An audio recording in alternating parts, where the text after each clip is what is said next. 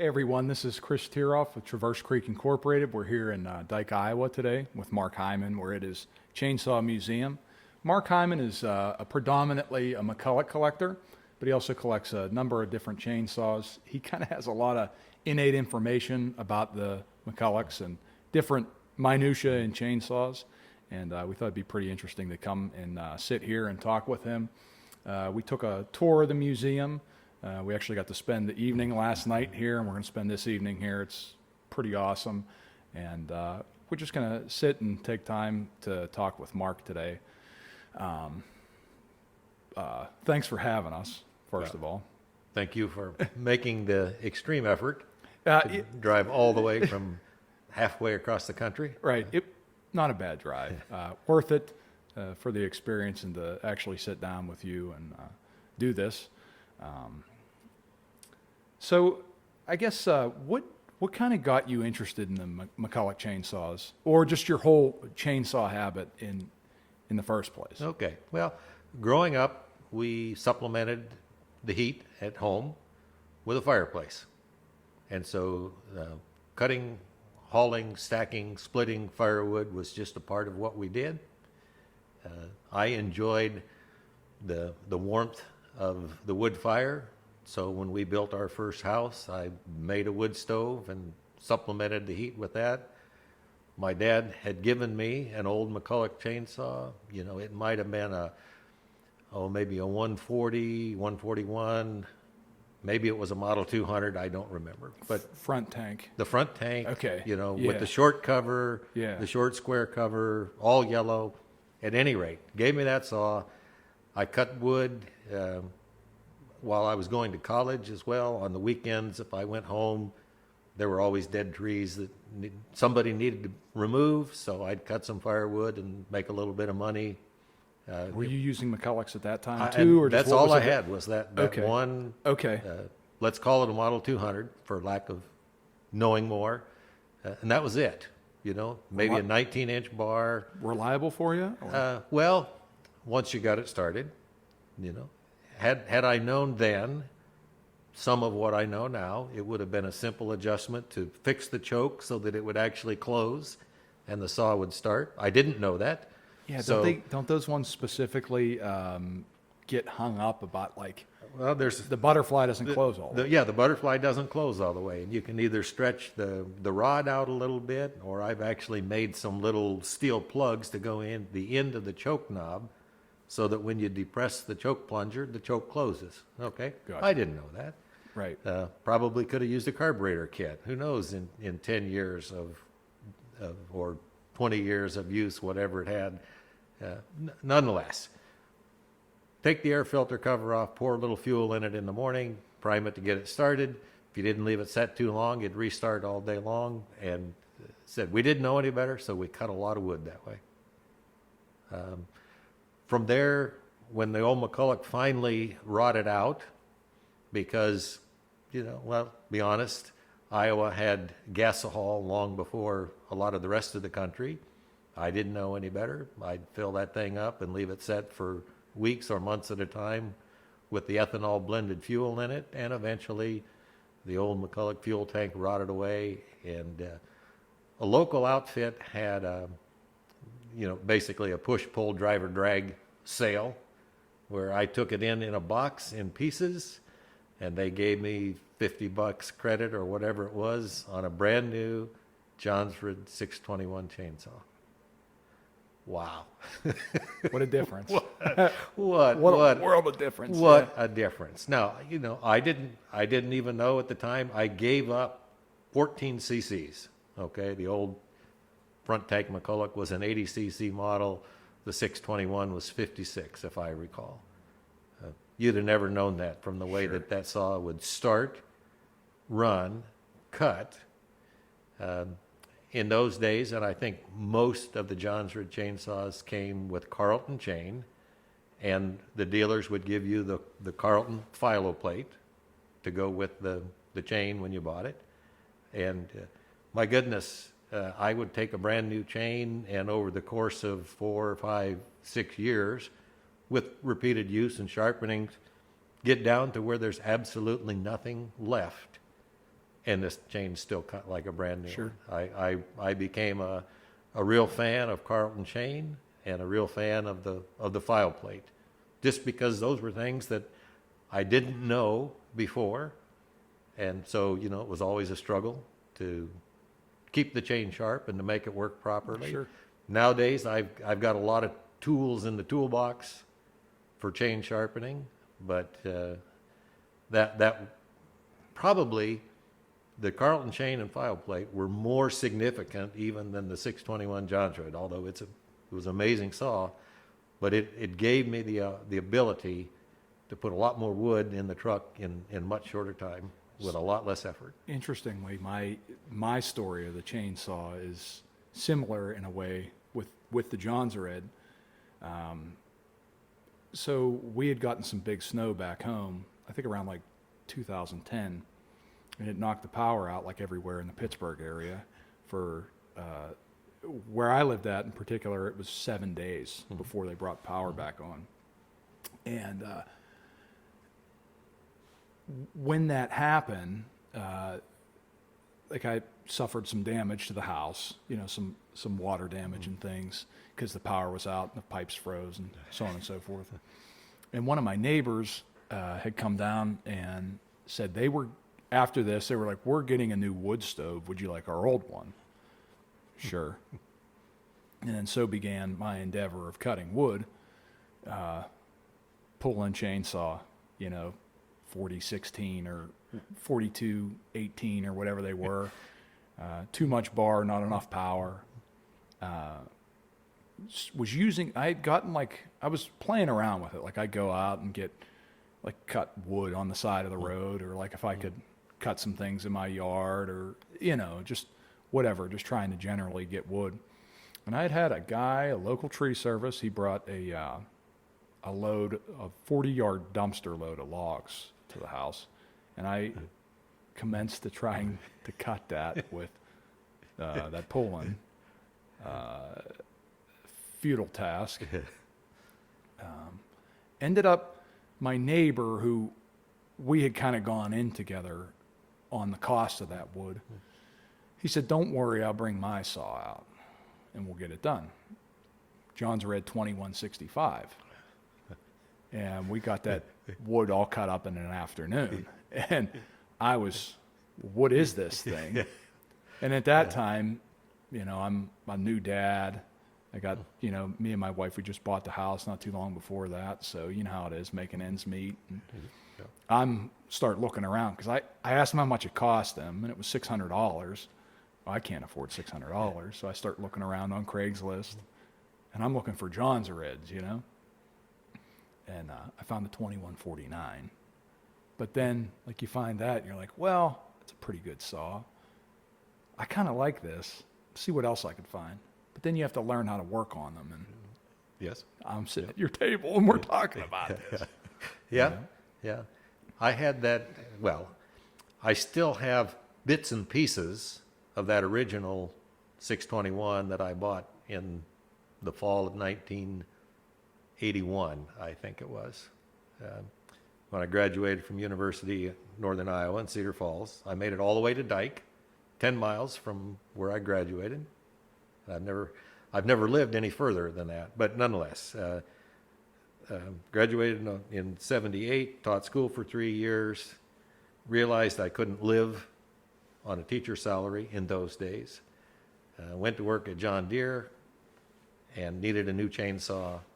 I didn't buy a John Deere, an Echo. I went to the local fellas that had the John's Red. That would have been, I said, the fall of 81, bought that saw. For 26 years, that was my primary firewood saw. I had a 16-inch bar and a 24-inch bar. When they supplied it that way, they gave you 2 sprockets. So I had a 7-tooth sprocket to use with the 24-inch bar, put the 8-tooth sprocket on when I went with the 16-inch bar. There's a tool that came with the saw to lock the clutch so that you could take the nut off and on to change the sprocket when you needed to. And that's what I used, and I used it heavily for 25 or 26 years. One day, Go ahead. One day, I heard a rattle. I wonder what that is, you know? I couldn't figure it out. Pretty soon the rattle went away, so I kept going. Then there was another rattle. And then the saw stopped. And then about that time, you know, this is condensing a lot of stuff in a short period of time, but in that time period, my kids had been born, grown up, graduated from high school, went off to college, graduated from college. I had a little bit of discretionary income. My wife introduced me to eBay, and my brother introduced me to Arboricide, and all of a sudden, I'm a chainsaw fanatic, you know? So when I broke that 621, I decided I was going to investigate it. I didn't know how to split a case, so I literally broke the housing in the process of getting it apart. I did discover the PTO side bearing had failed. Those were balls rattling around in there. And, of course, one made it up through the transfers, and, Sure. and when it stopped, it really stopped. Sure. So anyway, I got interested in saws. I got interested in fixing them. God had blessed my wife and me, and I had the ability to, you know, if I wanted to spend a little money on a saw, I could do that. If I needed some parts to fix them up, I could do that. And that's how the whole addiction took off. You know, in that time period, I had also purchased a new steel 036. Okay. 036M even, I think, you know, 036 Magnum. Oh, I think that's what it was, but definitely an 036. And I purchased a 2050 Johnsrud, sure. so that my boys, when they were younger, would have one that they could handle. You know, interesting story with that. We had some housework going on. Somebody was taking the old wood siding off, putting on some sheet insulation, residing it, wrapping it with Tyvek, residing it. So we had a pile of wood siding laying in the garden. I sent my boys out with the bow saw, and cut that up into firewood lengths. We'll burn it in the wood stove in the shop. They said, "Can we use the chainsaw?" Sure, I said, if you can get it started, you can use a chainsaw. Out the door they go. My wife is not very happy. Oh, I said, don't worry, dear. They'll never get that saw. And I didn't even get started out of my mouth when you heard it fire up out there. And in a short while, they had a nice big pile of kindling for me. So you know, that was how I got introduced to the more modern saws. But at the time when that Johnsrud finally gave up, I mean, come on, 25, 26 years, it got used pretty hard. It was my primary firewood saw. I used the 24-inch bar probably as much as the 16 because of the size of the logs that we were cutting. It had served its purposes. That's a fair amount of service out of a saw that you probably picked up for a reasonable price after your trade-in. At the time, yes. Yeah. And those were, that whole period in Johnsrud's was they had some really great models in there. The 49 SPs, the 50, 52Es, 621, 70s, 80s. They're great saws. Absolutely, you know. So I'd really gotten spoiled on saws then. I mean, between the 621 and the 036 steel, those were about as good as saws were in the day. And, you know, cutting firewood was now, what do I do next? Because the wood is cut. Right. Well, again, about that time, discovered the internet, eBay, Arboricide, and I discovered this thread in Arboricide called the Old Giants, and I would definitely encourage vintage saw enthusiasts to take a look at Arboricide and that particular thread, the Old Giants, and I learned about the McCulloch SP-125. I said, well, I'm going to have to try and find one of those. Told my older brother, who had been collecting saws for a while, he's not quite as afflicted as I have become, but he had a nice array of chainsaws. I don't see anything wrong with it. Well, I think it's just normal, you know. when somebody said, how many chainsaws do you have? And I said, well, there's maybe 200 in a display and another 200 I need to get cleaned up and moved over. And I said, what? Do you think that's a lot? Oh, I know people that have 5,000, so don't be concerned. Depends on what you're measuring, I guess. It's a curve. So at any rate, it was at a position where read that thread, wanted the 125. My brother found one for me. The guy said, would you give me $100 for it? It had a few problems, minor problems. I said, yeah, I'd be happy to give you $100 for it. Do you have any more saws available? And he had a 450 McCulloch and a 171. And I had no idea of that 170, 180 line, what they call the Super Series engines, the top tanks, the more professional models. I had no idea that such things existed. So I said, well, now I'm going to have to get all those models in my collection. And with the 450, I knew about the 200, but I didn't know about the 140s and the 150s and the 160s. And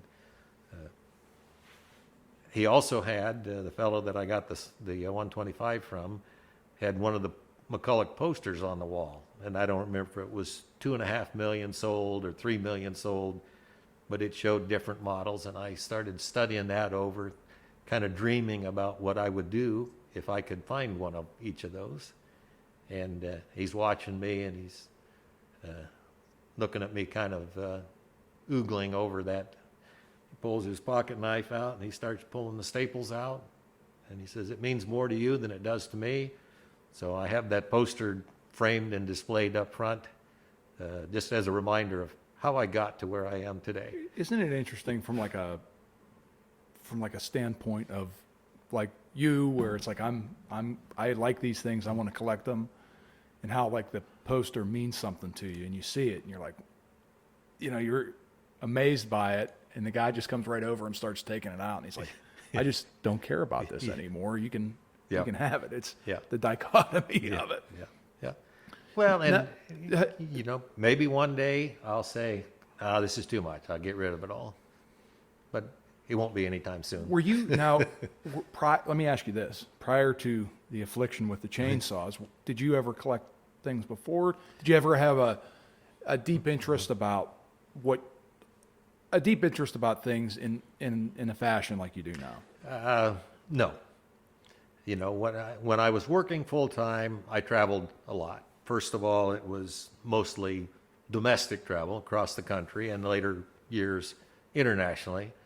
And at one point I was collecting thimbles because my wife collected thimbles. Sure. So wherever I went, I'd Grab find her a thimble.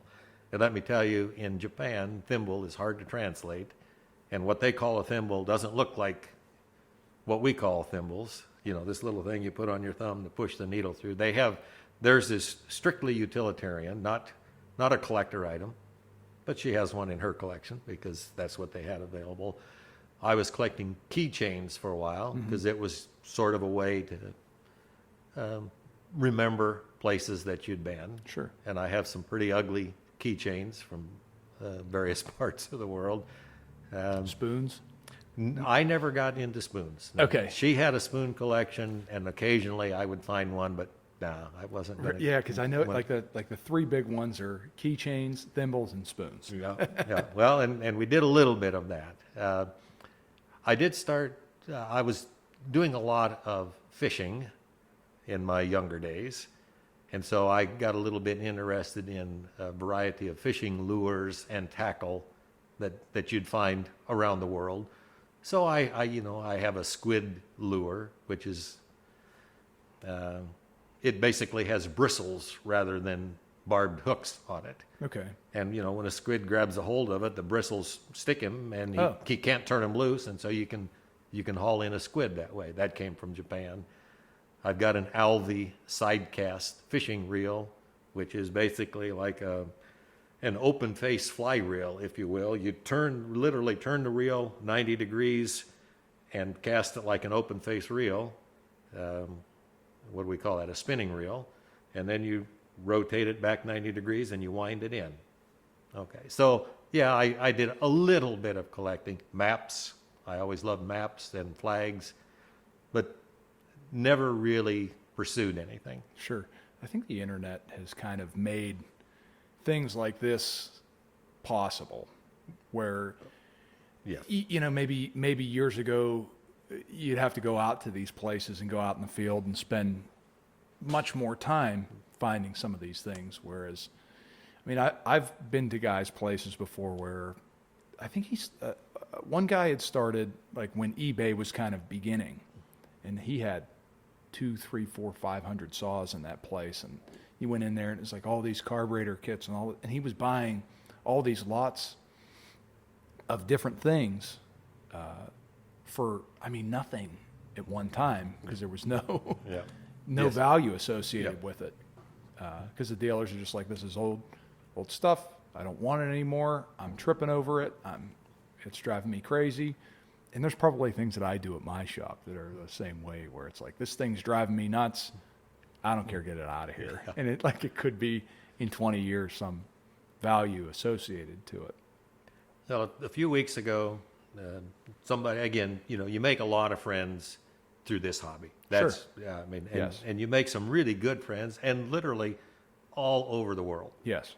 But I'd met somebody at a get-together who invited me to a vintage engine tractor show that had a little corner for chainsaws. And he followed up a few weeks later and said, hey, this guy has this McCulloch 99. Theoretically, it's not had more than 8 or 9 tanks of fuel through it.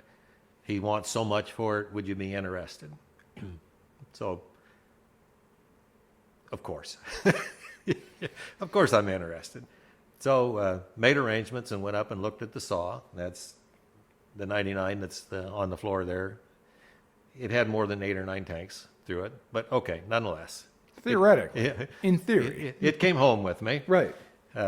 The guy I bought it from said, all right, let's go to the implement dealer, because he knows where to get the diaphragms for the carburetor.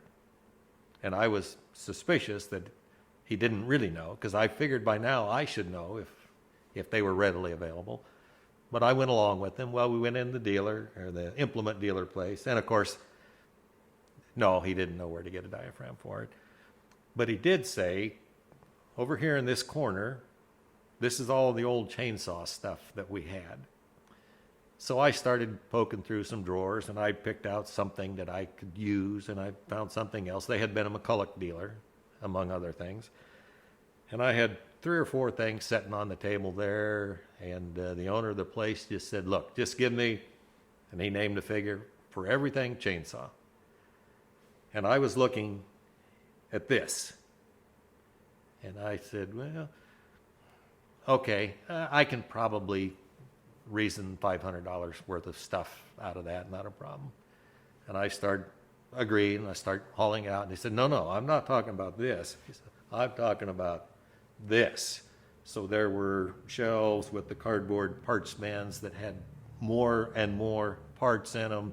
There were partial rolls of chain. There were 2 boxes of connectors I showed you this morning, the McCulloch Masterlink connectors.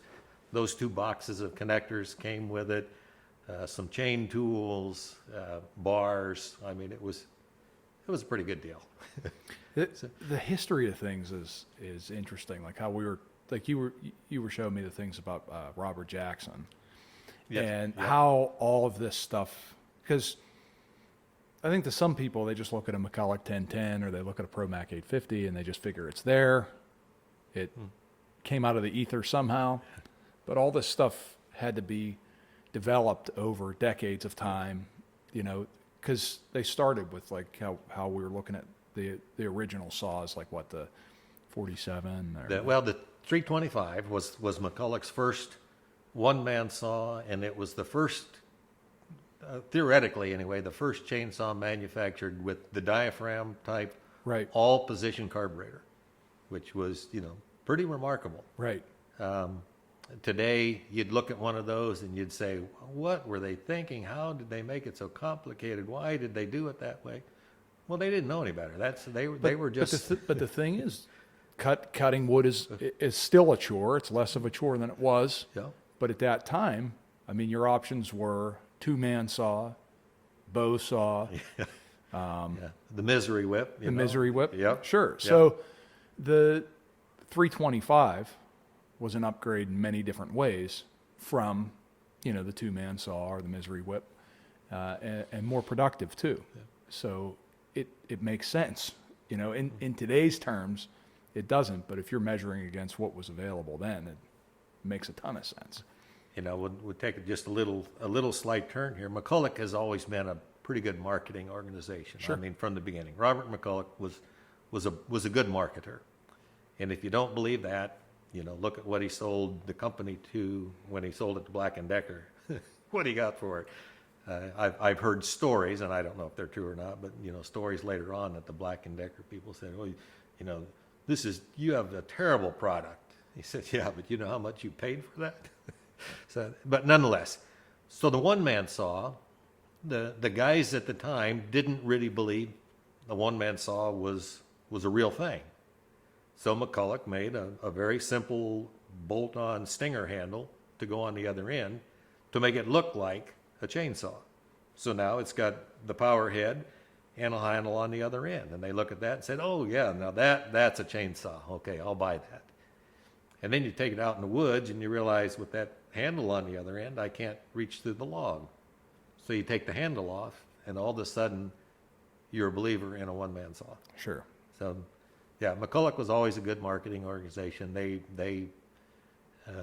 built good products, and there were times when they were as good as anything, and there were other periods in the company history where some of them were a little questionable. But they built good products, but they were a great marketing organization, and I didn't know any of this. Sure. I just knew that Dad gave me that old saw. It rotted out. I wanted another one like it. There's so much history with all of this stuff, though, just like how, like the documents and then like individual histories with, say, like what you've done and, what you're doing now. And for example, that Mark, I went out and picked up those parts that we brought here just to go out to that place and spend, the morning with him and listen to like his granddad's story, because it was his granddad's shop.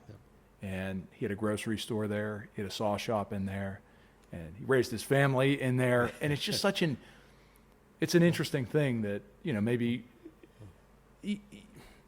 I would never know or I would never see had I not been out there for one reason or another. And the backstory, for those that don't know, somebody sent me a Facebook posting with some parts for sale. Okay, and I'm not on Facebook.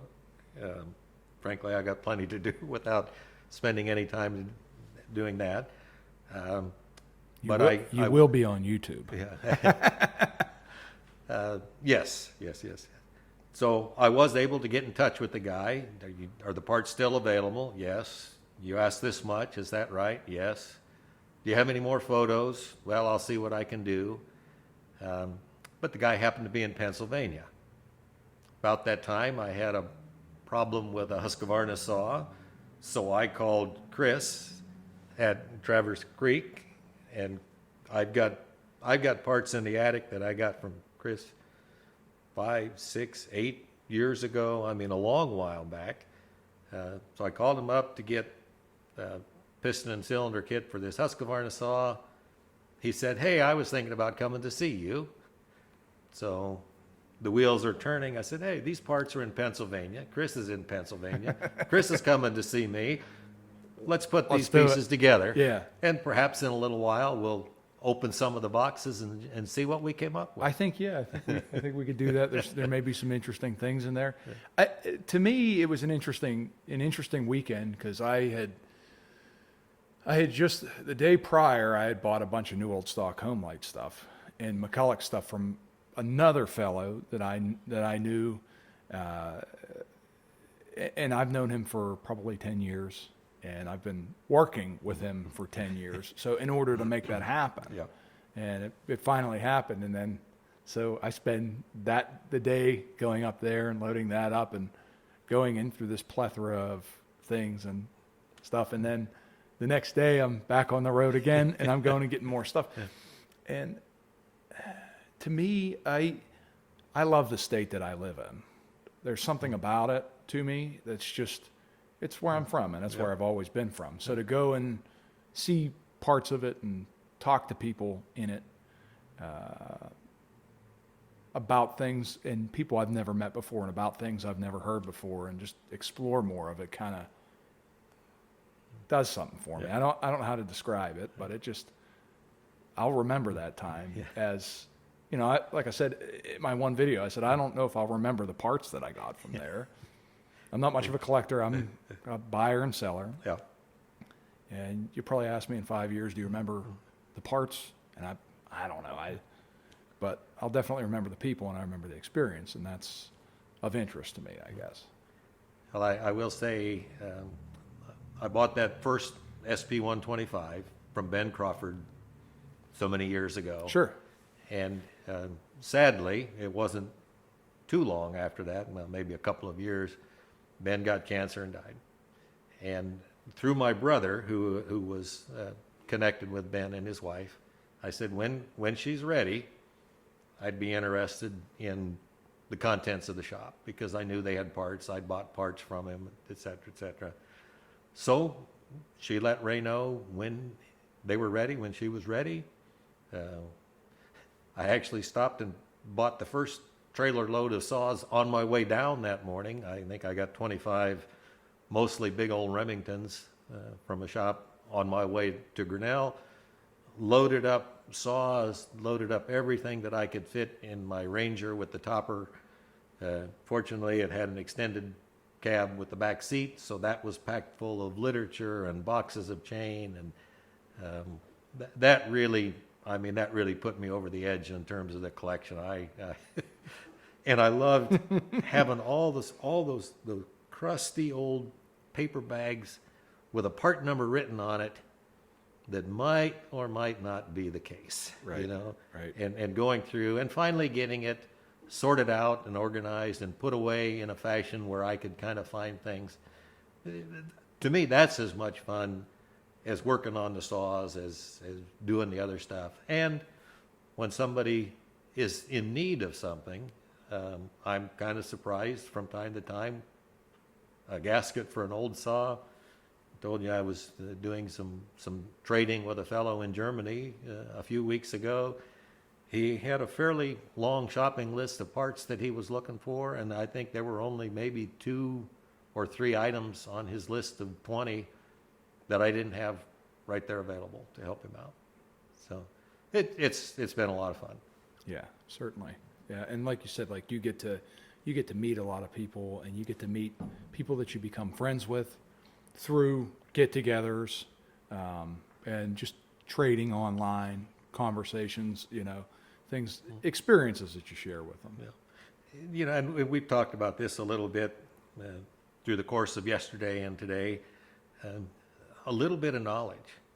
You know, people bring stuff in here and want to know, can you fix this? And I don't get, you know, this is not timber country. We don't have people that are out logging. So these are homeowner saws. They're blowers, string trimmers. Most of them shouldn't be fixed, you know. But can you look at this? Can you a weed eater that has a broken throttle trigger on it? And you know what? You can go online. You can find that part number. You can get that throttle trigger. You can replace it, and the guy's got his stuff running again, and he's happy. He thinks you're some kind of genius. Yes. But just knowing a little bit about where to look and who to ask, and having people that are willing to share their knowledge as well, you know, it's pretty interesting. People bring in these old McCulloch saws. Oh, I took it to, and you know, the unnamed dealer, and they said they couldn't get anything for it. Well, that's right. They can't, because you can't go to the computer and make 3 clicks and have it ordered and coming.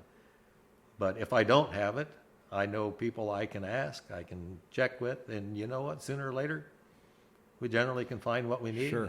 and make it go again. Sure. And there's some things like, you know, as soon as it comes in, if you see a lot of them, you know what it is. Yes. You know, Yeah.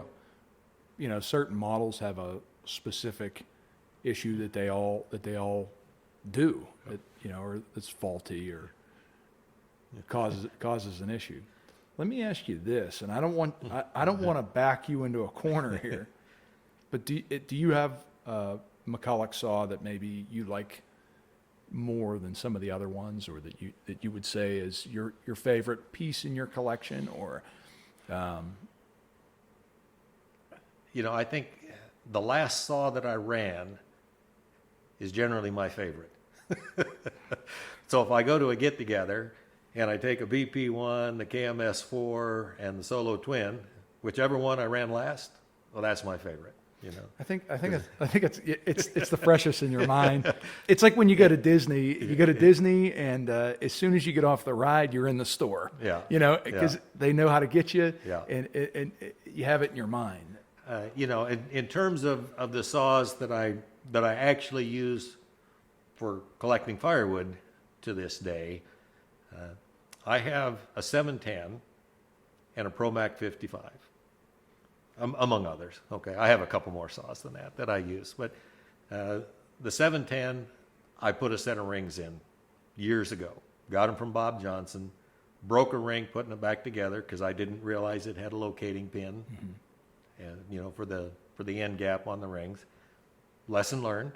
Okay, those two saws run so well and cut so fast and make so much noise that everybody else knows that I'm out there cutting wood. And they're just amazed to see what those little things do. So in terms of saws that I actually get out and use, those are definitely two of my favorites. Sure. I've got an SP-125 that I put together from parts that had been collecting, and not everybody has that opportunity. They don't just find a piece here and find a piece there and eventually say, yeah, looks like I got enough, I'll make a saw. Other guys, JJ out in Oregon, he can make a dozen that way. I enjoy using that SP-125. It's not a healthy one, but it obviously runs. It gets the wood cut, and again, it's for the casual person around to hear one of those saws running and to see it cutting. They're just amazed. How old is that thing? Mm-hmm. Well, it's a little bit, no, it's a lot older than you are, and yet it still works like that. Sure. I had a guy. He brought he's a local from my area. He brought a truck in. It was like a 1958 Chevy truck, and he's kept this thing going since the 80s. And I think that, it's inspected. It's got and you can see that he's done some specialty work on it to keep it going. And it may not be the healthiest. It's not going to win any races. You're probably not going to drive it to you could probably drive it to California if you wanted to, because to fix it requires almost nothing. You open up the hood, there's very little going on under there. Yep. And to see it, and just like how you said with the saws, to see it in action, and people were mystified by how it still works and operates. And I think everywhere he goes with that truck, people are going to ask him questions about it. And I think similar to if you're going to go out with your 710 or your ProMac 55 and they hear the sound that comes out of it, they're going to want to know what it is. Yeah. And then they come and see it. And they can be miles away. Right. And they'll still hear it and wonder, what is that? There was a fellow down the street from me was having a big ash tree removed a number of years ago. This was before the emerald ash borer made it to this part of the country. But big ash tree was being taken down. I had all the wood I needed. I wasn't interested in any firewood. But, it's a Saturday afternoon and it's a nice day out and I hear chainsaws running. So I go down and ask if I can help. And they're a little suspicious at first, You want to help cut wood? Yeah, can I give you a hand? Well, okay. So the first saw that I bring is the 710. And this guy's up in the tree, ropes and the harness and swinging around and cutting stuff. And he cooks his 3120 Husqvarna in the tree. Mm. And he's got it disassembled down to the cylinders off the piston. And he's looking at it saying, yeah, I don't think this one's going to run anymore today. So I hand him that 710. I think it probably had a 16-inch bar on it that day. And he, he's looking at it like this, and he's looking at this 3120 that he's just, well, he says, okay, I'll give it a try. And he made about 3 cuts with it, and he says, I think this could use a little more bar. Because it just really ripped. Sure. And I'm down on the ground, and I'm cutting, and a local guy's there, and I think he's got a, MS 280 or 290, something like that. Runs out of fuel, just got a little bit to cut it. So I hand him that 710. He makes about 3 cuts, and he says, well, is that the power or is that the chain? I said, yeah. And they were impressed. Okay, well, now we've got the big trunk of this ash tree still standing there, and his 3120 is no longer functional. So I send my son home to bring a 125 down so we can cut this thing off and cut it up. Well, he doesn't understand. And he first brings down a 55, which is a gear drive. It's only got a 20-inch bar on it. Well, that worked for a little bit of it. No, we need something else. He went home. He brought the 840. The 840 is a gear drive saw with a 48-inch bar. Okay, that's got enough to do it. But that's not the saw I wanted. So he finally got down there with the 125. We got it cut down, bucked up, and these guys are just standing there scratching their heads, wondering how did that happen? and one of the neighbors came by and just said, man, that's so cool. That just sounds like a Harley. They love the sound of it. And hey, I didn't need any firewood. I didn't get any firewood, but we got that tree cut down, bucked up. And there's a video as I'm bucking one of the sections of that log on the ground, or a photo, because the 840 is a gear drive saw, and when the kerf starts to close up and it pinches, they don't stop. Right, they'll shoot They out, come right back at out. you. And you can see, and you kind of learn how to work with that. So when that saw starts coming out, you're a little bit like the toreador. You kind of step over and out it comes. And we got a photo of that taking place, And the guys, they're just amazed. They've never seen anything like that. They've never seen the old saws run like that. They can't imagine this pile of wood that's here now, the pile of sawdust. So anyway, it's a lot of fun. Sure. I remember early in my days, if I heard chainsaws running in the neighborhood, I'd have to go over and see what it was, and bring stuff with me if I could. Yeah. Or you have friends or neighbors or people that know you ask, like, hey, I got this tree, can you come over and any opportunity to take something out? Sure. Yeah. I'll be out there, I think a lot of the viewers will probably know the name Mitch Weber, or M. Webber. And Mitch's uncle does a lot of tree work in the area still today. And there was a big sycamore tree across the street from me. And his uncle Laverne was going to cut it down. And Mitch wanted to know if I wanted to help, because he knew I had this 840 and I had a 48-inch bar. I hadn't made up a chain for it yet. And yeah, I said, oh, I could be interested to do that. So again, you kind of accumulate stuff after a while. So I need to make up a chain for a 48-inch bar at a half-inch pitch. Yeah, I think this roll here will do that. And I'm over there bucking that thing into firewood lengths. And unbeknownst to me, in one of the later videos, because Mitch is pretty good with videos, I'm sitting there growling away with that 840, and it's working. I mean, there's places where the bar tip just barely comes through, but I'm getting it blocked up into lengths. And I noticed one of the videos he posted, while I'm over here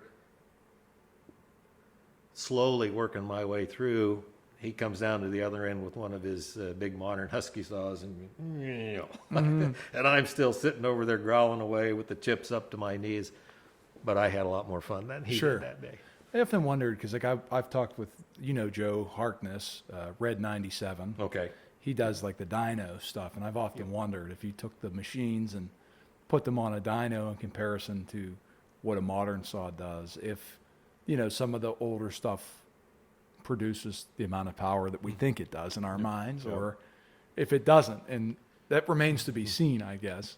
Well, I'm sure the one thing that you will discover comparing old saws to new saws is a lot of the older saws, it really didn't matter if you had it tuned to the peak and were right at the limit, or if you had both hands on the handle and you got it dogged in and you're straining, pulling on it, it just keeps chugging away. Yeah, they'll hold the RPMs, yeah. Yeah. And people are astounded at that. You know, that's the way those things just growl and well, do I want to do that all day, every day? No.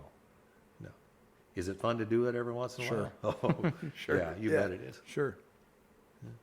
So I see that you manufacture some parts here, and what do you got? That's that. You know, manufacture is a little bit of a loose term.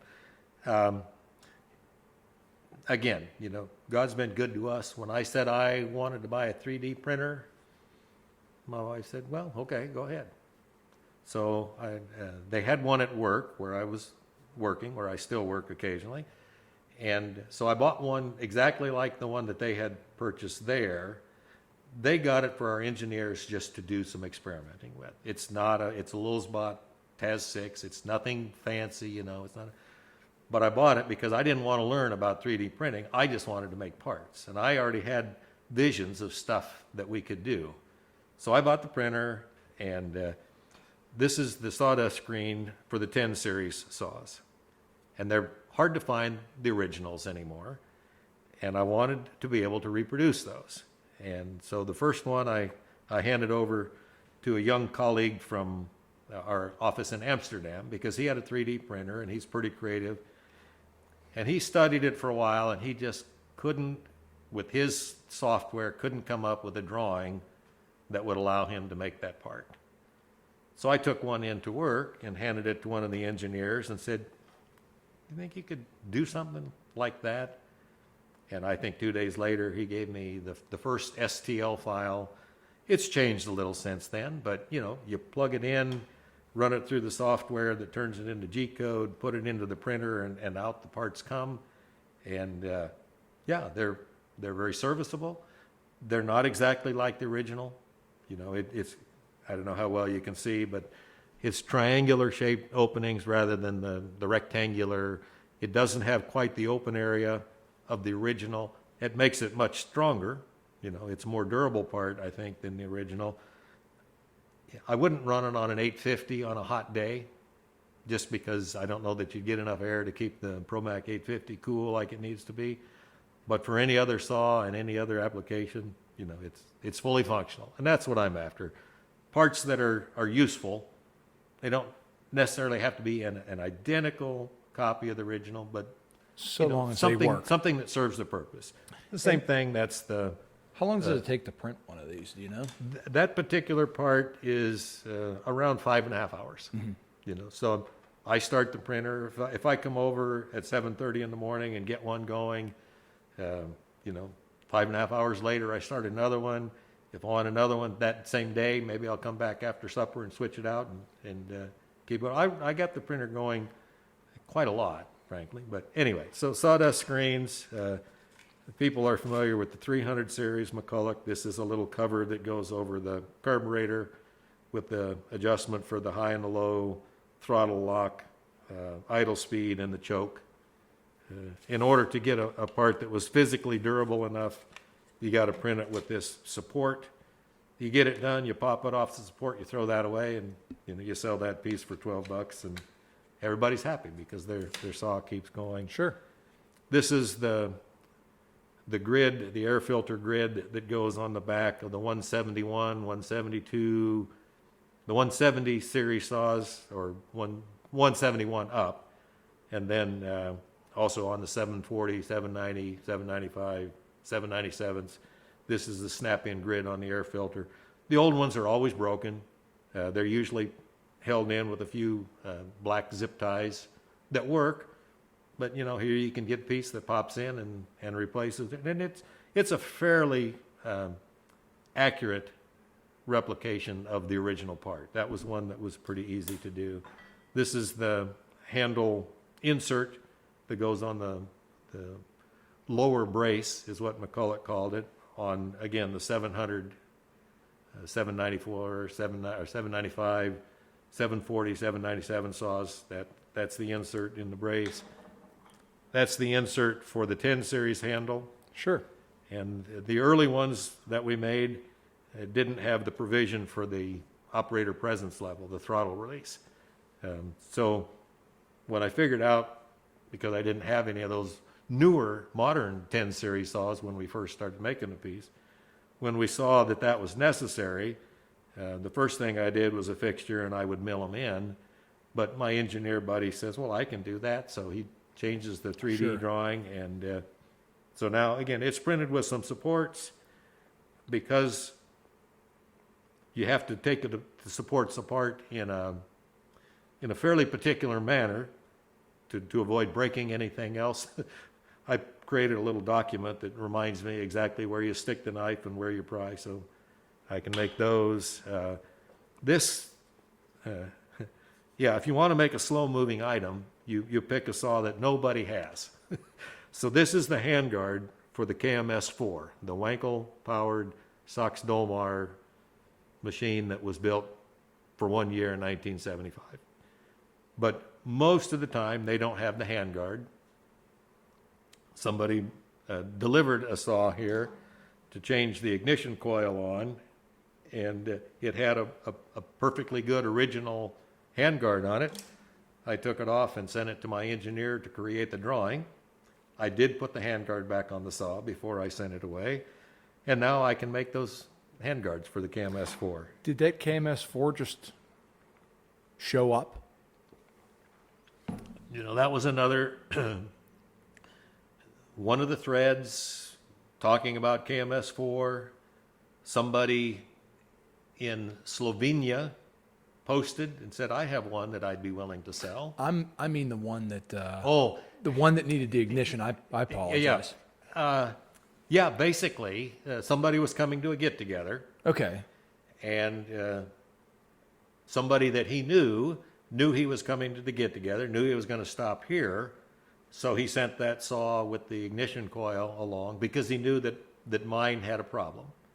When mine arrived, I knew, because the guy told me, it'll run for about 5 minutes and then a coil gets hot and it quits.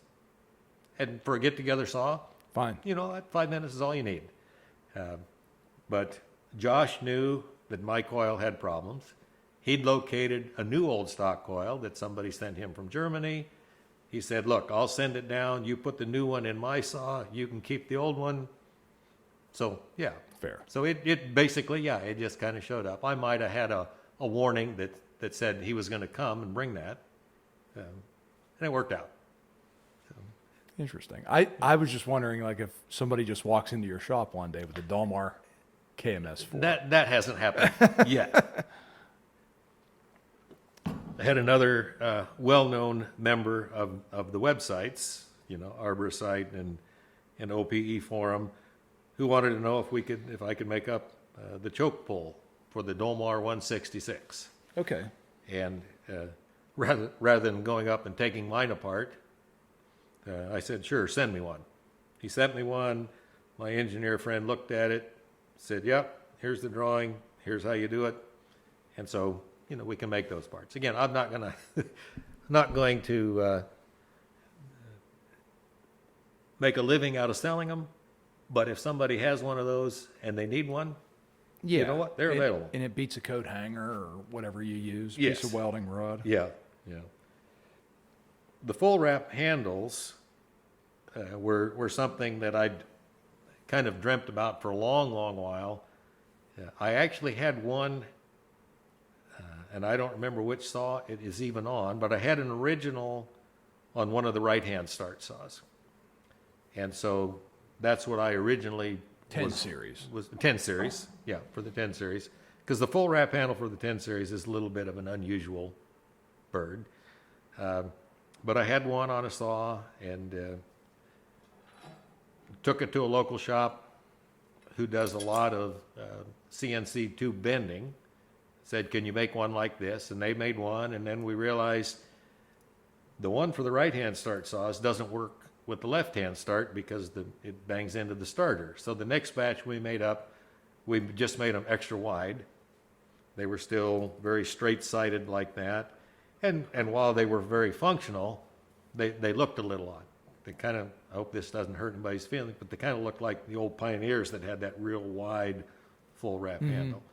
So I took a left-hand start wrap handle and one of the full wrap handles they'd made for me.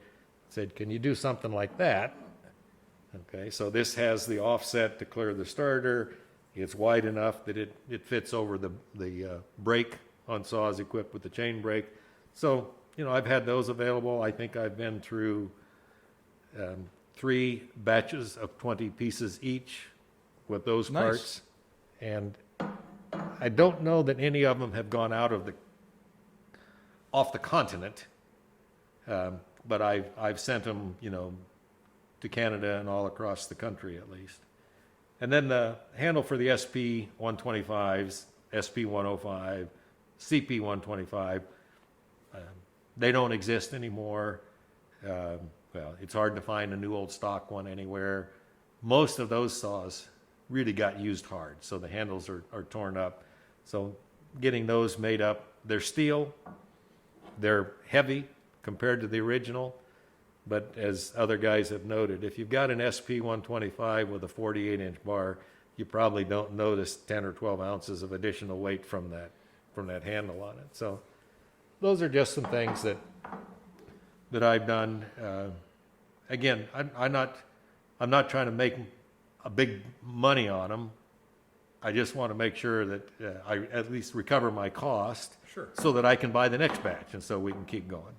Sure. So, Yeah, and this is interesting because this is, like we talked about this a little bit before. Whenever you get things manufactured overseas, there's a lot of minimum order quantity numbers, 500, 1,000 pieces, 2,000 pieces, 5,000 pieces, depending on what it is. For example, the carburetor diaphragms that we were talking about. If you want, you could send that overseas and say, here, make this for me. But the factory's probably going to want you to order 5,000 pieces. Are there 5,000 of those machines out there that make it worthwhile to do it? But in some of this smaller manufacturing or production of these things, they will be more expensive per unit to produce, but it certainly serves a purpose. You know, can the market bear 5,000 of these or 1,000 of these? You could probably get them made in China for $6 a piece or something, but can the market bear the quantity that would be necessary to do it? No. and do I want to tie up, you know, $6,000, or by the time you're done, you know, $10,000 for something that's going to take 10 years to distribute them all? No, I'm not too But the interested question in is 10 years to distribute them all, if you can distribute them all. Yeah, That's the yeah. question. So, like, Yeah. there's certainly a place for this stuff, and it's good stuff. It's a labor of love, and it serves a purpose. It serves a role, and it does something for those machines. You know, if you want this, if you want your KMS4 to look okay, Yeah. and have the hand guard on it like it should, that's your option, and it's a good option, and it works. You know, this is ABS material. I've put one on mine. I've taken it to the get together. I've run it pretty long and hard at the get together with the new coil that doesn't quit anymore. So the saw will go for quite a while. And you know, the handguard came out in great shape. So you know, it is a functional part. Okay, it doesn't look exactly like the original because the original was die cast, magnesium. It wasn't thick, solid like this. Oh, okay. But, So it was made out of it was metal, actually. Yes. Oh, okay. Yeah, yeah. Interesting. yeah.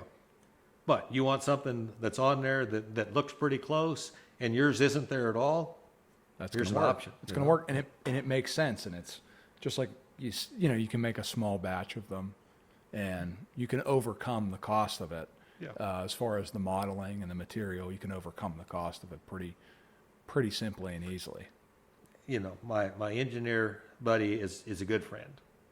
If I give him $100 to make a drawing like that, okay, on this particular part, that one I might recover. this one? Yeah. Particularly if a guy needs one, I'm going to give it to him. I'm Sure. not going to sell it to him. So no, I'll Sure. never make that up.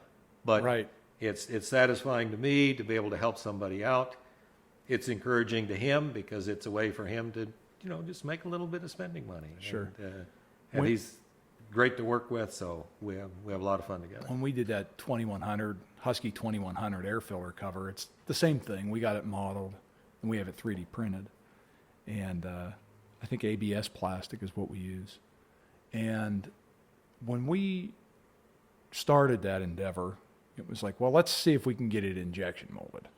And we took it to a number of different places, and the costs vary wildly for just the tooling. Yeah. Bottom line, $3,000. Top line, $8,000. Just for the tool, that doesn't give you any plastic. It doesn't give you anything. Yeah. So you buy the tool for, let's say, $5,000, and then you get them punched out for $5 a piece, and the manufacturer wants 200 of them. So you're talking what? Quite a few $1,000s And- You're at $6,000 or $7,000 just to have a part. just to have one, and it's still an aftermarket part. Yeah. It's not original equipment. Yeah. Never will be. The color's probably not going to be right. It'll fit. It'll work.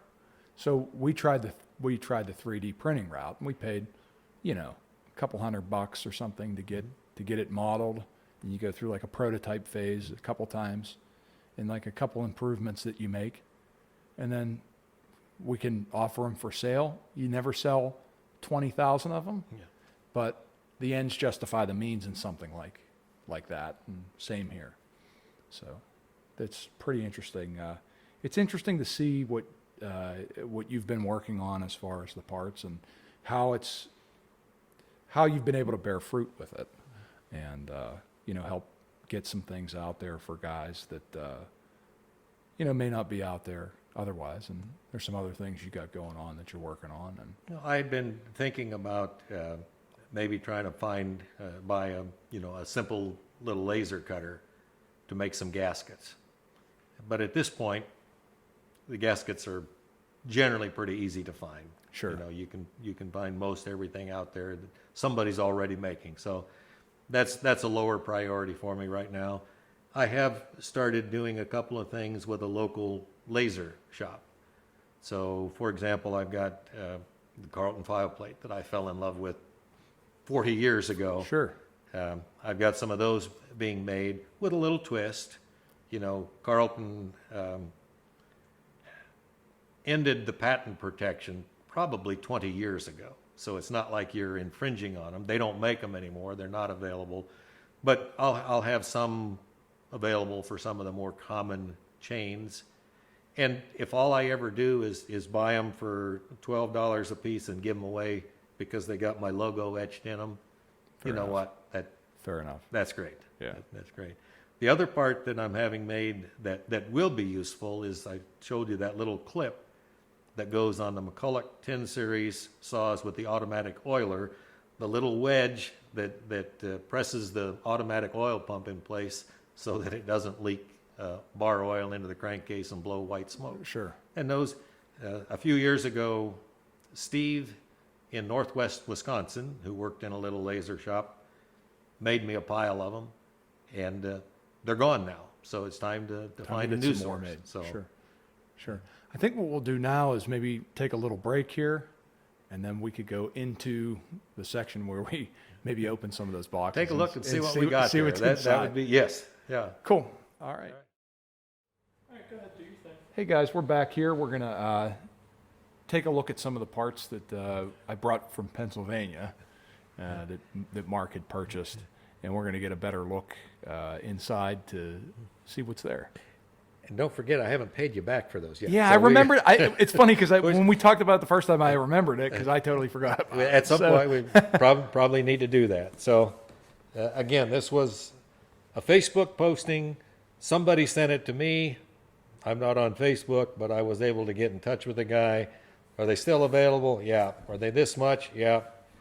All right. I was actually going to jump in the car and drive to Pennsylvania. And then we had a conversation. You said you're coming. I said, I wonderful. saved you some money and Okay. gas. So the first thing that I see is the fuel tank, bottom half. It came out of one of the Super Series saws, of course, something that had an air vane governor. With the fuel pickup in that location, it certainly reminds me of my 185. So it's it's in that range. Fortunately, it has a part number, so I'll be able to tell exactly what it was. And interesting, this is the fuel tank vent. So those didn't have it through the cap. Correct. Okay. Yeah. Where did it vent to the outside? Is there just a piece of? Oh, okay. And is it a little check valve in there? Yep. Spring and a ball? Or? Yep. Okay. Yep. Interesting. So, just neat stuff. This is clearly the rear shroud for a 10 series saw, and one that would have been equipped with the McCulloch DSP, de-stroking port. Okay, that's not a decompressor valve. It's a de-stroking port, which simply opened a little opening into the cylinder to take off some of the compression as you're pulling it over to make it easier to start.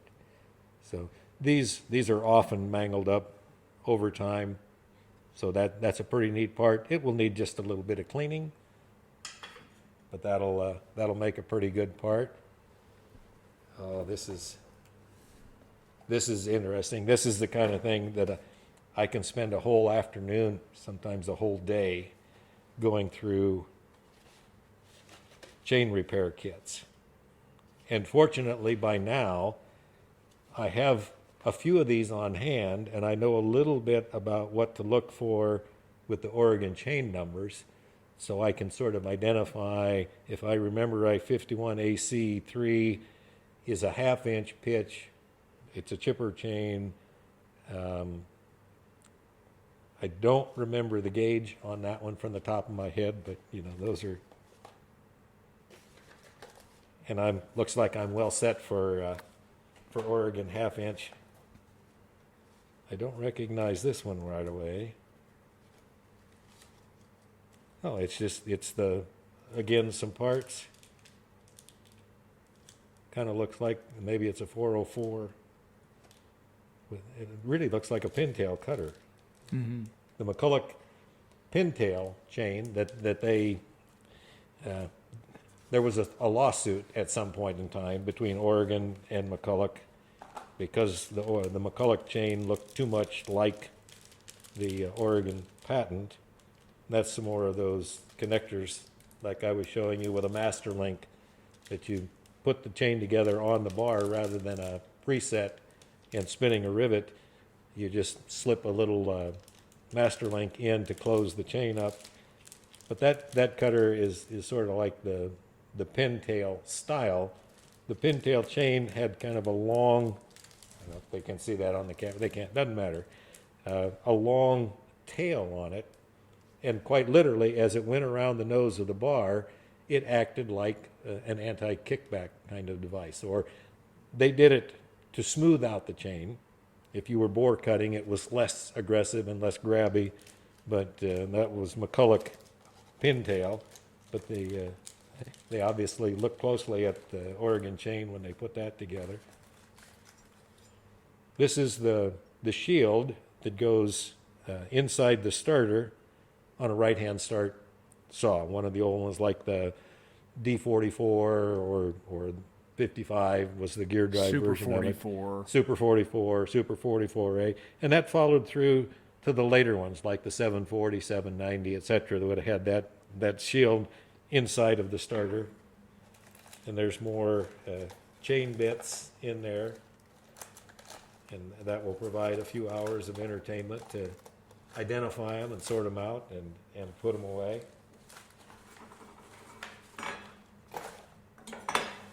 Let's see what else we have in here. I see a piston there. Okay.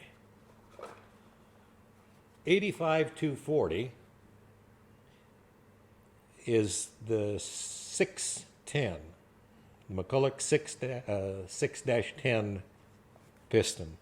And it's different from the later 70cc pistons. It doesn't have the extra windows. And I don't know if it really makes a difference the way it performs in the saw, but the later one was actually 85-239. I don't know how they happened to get their part numbers in that sequence, but that's what that is, and that's nice to have. I think I might have one in the attic, but now I got another one, so I'm ready for a couple of those kinds of saws. Do you know if McCulloch did all their own castings and stuff in their own factories, or? I know they did an awful lot of it, and when they moved the manufacturing from Los Angeles to Lake Havasu, the metal casting portion of it stayed in Los Angeles for a long time. In fact, I don't know that they ever moved that portion of it. I wonder whatever happened to all the casting molds. Sure like to have them. Well, I'll tell you what, there's a lot of McCulloch guys that would like to know what happened to it. You know, I've heard stories about semi-trailers full of new old stock parts that got buried in the desert somewhere because they didn't know how else to get rid of them. That's the thing that's interesting about all of this. All that tooling for everything ended up somewhere.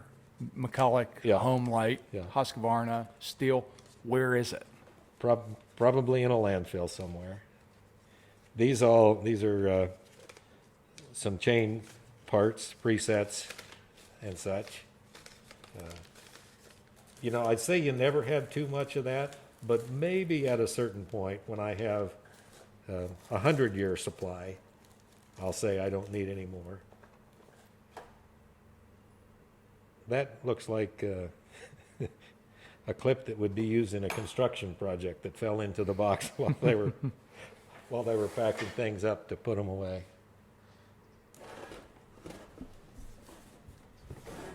Okay, this is the fuel tank from one of the front fuel tank saws, and again, fortunately, it's got a part number, so eventually we'll be able to know exactly where it went.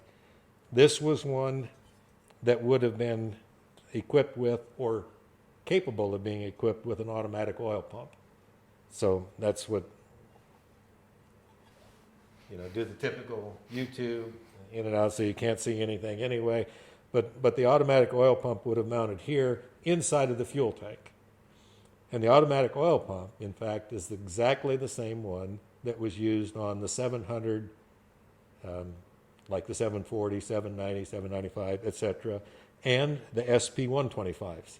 Use that same impulse-operated fuel automatic oil pump, and it would bolt right onto that. Did McCulloch ever go in their own designs? They never went to a gear-driven oil pump, did they? They used impulse all the way up. The 3200 series, and I'll point at it and nobody can see it, but the 32s, 32, Like the 35, Mac 38 cc's, those were genuine McCulloch saws. They were designed by McCulloch engineers when they were headquartered in Tucson. Manufacturing took place in Arizona. Assembly was in Hermosillo, Mexico. So you find a saw that says McCulloch saw assembled in Mexico. It is a genuine McCulloch, and those would have had a gear-driven oil pump. But still oil in pump. the Black and Decker days, am I correct? So Yes, after yes, Robert yes, it was McCulloch after- sold it? In terms of Robert McCulloch Company. I feel like that's the truest Yeah. of McCullochs. Yeah. Robert sold it to Black and Decker, I think, around 1974. Okay. So yes, definitely any true McCulloch chainsaw, it's an impulse-operated automatic oil pump. And whether it's a Mini Mac, Pro Mac, Power Mac 6, the 10 series saws, the 700s, the Super series like the Super Pro 125s, all of those were impulse-operated oil pumps. Would they? Interestingly, I don't think anything uses an impulse oiler nowadays. Not that I'm aware of. No. Do they? Will they? I can't remember. Now, a gear-driven oiler is usually driven by the sprocket, and only when the sprocket is engaged. Will a McCulloch oil just sitting there idling, or no? Yes. Okay. Yeah. That's probably Well, certainly the impulse idlers do, or Yes. impulse operated automatic oil pump does, because the engine's running, it's getting an impulse, and the oiler is pumping. A number of the early McCullochs that had gear drive pumps, so not genuine, if you will, not genuine McCulloch saws, but would have a gear drive pump, but it was mounted under the flywheel. So if the engine was turning, the oil pump was driving, and it would oil when it was at idle. Which one are we talking about? Well, like that 32, 35, 38 cc models, It's under the flywheel. the gear drive oil pump is under the flywheel, and the what would you Interesting. call it? The worm. Is it attached to the crankshaft itself? Yeah, well, it's actually just kind of a press fit with a spring that holds it against the crankshaft to turn it. Interesting. So those were again oiling anytime the engine was turning. Interesting. I wonder if, because I think now the amount of oil that they're allowed to oil is kind of looked at. So I wonder if that has something to do with the death of the impulse pump. Well, I I tell you what, if you used one with the impulse oiler, or the early Max with the gear driven on the flywheel side, there was always a puddle of oil sitting under them. Yeah. Because there was always they're oil. always oiling. Yeah. Yeah. So, I didn't appreciate it when I didn't understand it, so I didn't appreciate it when I got the 036. And honestly don't know on the Johnsrid, but I don't think the 621 was driven from the clutch. I think that it was on the crankshaft, but it was oiling constantly. Yes, I believe those had, and I can't say for certain, but I believe that those had a gear on the crankshaft. It was a gear that was a worm that was press fit onto the crankshaft, and then it was driving a pump. Yeah. So again, when it was turning, it was oiling. But those had I know that they had an oiler. They definitely had a plunger style oiler, but I can't remember how it works. I know they had it was loaded into like a tube, and then you could take the whole tube out of the machine, but I can't remember how it was driven. Out the front of the machine. Yes. Yeah. But I can't remember how it was driven. Yeah. I don't remember. Okay. Well, there were a lot of empty boxes. These are those envelopes you were Yeah. talking about. Yeah, these are the kind of things. Okay. So I can see the characteristic shape there, and I confirm the part number, but that is the baffle, they called it, that goes inside the muffler, like on the Power Max 6 Oh, okay. and some of the 300 series saws. That's the baffle inside the muffler. Fair enough. And that's the plug that goes in the gearbox on the gear drive saws, in the side of the gearbox. They're usually pretty well mangled by the time they've been in and out a few times. Here we've got mostly hardware, nuts and bolts. And while you say, oh, a guy can never have too much of that, my bins are getting pretty full. Yeah. That looks like a bearing. It is a bearing, and I'm not sure. It's got a McCulloch part number on it, so we'll be able to figure out where that goes. The 100 series parts are mainly hardware and bearings, am I right? Yeah, and 6 digits, so 101, 093 is some kind of a buyout part, and that would be 100 or let's see, what is that? That's 100,000, 110. I think that was kind of the range from 101, 102, 103, 105 up to 110,000 would have been hardware buyout kind of stuff. But some of these things like these oval head 1024 screws, it's hard to find a slotted screw today. So if somebody's intent on having the original kind of part in, it's nice to have a supply of that stuff around. Well, we got more hardware. The nuts are a particular type of, I think the Canadians call that a prevailing torque nut. We would just call it a lock nut. but it's a particular one. You can see where they kind of pinch the hex on it so that it deforms the threads. And they're useful for maybe 2 or 3 on and off before the threads flatten out enough that it doesn't grip like it's supposed to anymore. Isn't it incredible talking about the hardware, how simplified it's become nowadays? Like you buy a saw nowadays and there's about 3 different types of screws in them, period. And you know, if you take a 1010 apart, every screw on that machine is different. Yes. None of them interchange, and you have to have some memory or some way of putting it back together properly. And to make it even more challenging, most of, let's say, the connecting rod bolts, don't tell Evan, but I just bumped the microphone. Most of the 10 series saws used an 832 socket head cap screw to fix the cap to the connecting rod. There were a few models that used, and I don't remember on the number 8s, I think it was an 840. So a fine thread number 8 screw. And boy, don't lose one of those, because to find another 840 socket head cap screw, and McCulloch probably chose not even 7/8, they were probably 13/16 or something even more unusual on the length of that. So you better be able to Sure. find your old one, because you're going to have a hard time finding a new one to fit it. But not all of them. Some of them, but not all of them.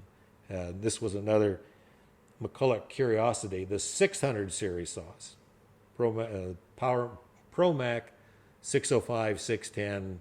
Most of the time they just called them PM, 605, 610. Timber Bear, Eager Beaver, 3.7. whatever you want to call it, had a mix of metric and SAE fasteners in them. So there's 5mm screws that hold the clutch cover on. There's 4mm screws that hold the starter in, but it's an inch size thread on the crankshaft and the flywheel. It's a 1024 that holds the muffler on, and it's a 6.6mm screw that holds the crankcase bottom to the crankcase. I think that's kind of characteristic of that time, because if you bought a Chevy truck at that time, you'd find similar, similar behaviors. Yeah, yeah. And But, I challenge anybody to go out to a hardware store, to a hardware manufacturer, and buy a 6.6mm screw today. sure. Those are hard to find. The good news is it's so close to to quarter 28, that if you run a quarter 28 tap through it and a quarter 28 die over the threads, it'll go together and it'll work. Fair. But that's the 7/16 20 lock nut that holds the flywheel on most of the bigger saws, the big frame saws. So starting with the D44 or the D36 and all the way up through the Super Pro 125, that would be the lock nut that was used on the flywheel. And this bag says O-rings. 101, 148. I probably should have remembered, because I just looked at some last week. That's on the oil cap. On the big frame saws, on the 10 series saws, they all use the same interchangeable oil cap and that same O-ring. Crazy stuff.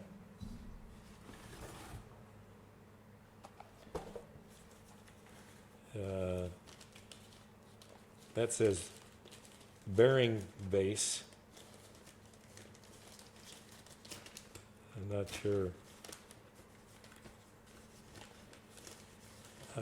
I'm wondering out loud, I think that probably went inside either a clutch or maybe a starter shaft. And so there would have been a needle bearing that would work on that. One end goes on the shaft and the needle bearing goes on the other. And why they did it in 3 pieces rather than making the shaft the diameter they did, I don't know. I can't answer those questions. A lot of people wonder, what were they thinking? Why did they do it that way? But they were operating within the means of the time, too, Yeah. and within the sourcing abilities of their time and the manufacturing capabilities of their time. Okay, obviously the flywheel cover from a right-hand start saw, and not an electric start version, not an E version. So that's Would that fit on the Blue Dan arm, perhaps? it might, it might. I didn't try the flywheel cover because the one that was on there was good, but maybe it would interchange. This, I'm going to say this may be a little bit later one because it's got, well, no, actually, it's an early one with the notch and the hole. Some of them had a locking tab on that front screw, and a lot of them, you look at the IPLs, they didn't show it, but later ones they showed that. Just like you say, like about the locking tabs, like how the in the 10 series tank that holds that bracket, they just take the ends of it and crimp it to lock the nut to keep the screws from vibrating back out. Yeah, Like- and McCulloch used a lot of that. Mufflers, Yes. a lot of mufflers had those locking tabs. A lot of the internal screws on the front tank saws, on the Super Series, the bigger top tank saws in the large frame, around what they call the crankcase cover, that removable cover from the crankcase that you have to stuffer? take off to pull not the stuffer, not the Okay. bottom, Okay. but the one on the side. Okay. Okay. Oh yeah, I know what you're talking about. Those Yeah. would have some locking tabs, 1024 hex head screws to attach it, and then a locking tab that you bend over to keep. Now, it was from that because they coming didn't have like a Loctite compound, or do you have? Not sure. loose. Why are you asking me? I just told you we don't know what they were thinking. Why did they do things that way? And more hardware. That is one of those 6.6 millimeter screws. I know that because I've been around them a few times, and it's not a quarter 28, although you can thread it on most of the way, but it's a 6.6 millimeter, which was. Why did they do that? I can't begin to describe.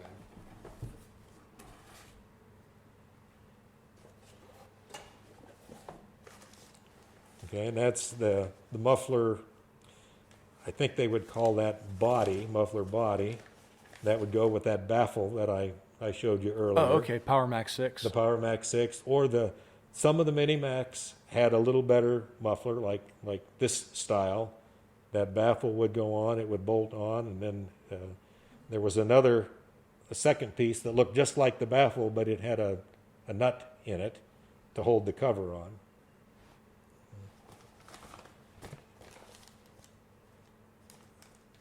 Now that says air filter for a Mini Max 6, but I can assure you, Mini Max 6 air filter doesn't fit in a package like that, because the Mini Max 6 air filter is that little round thing.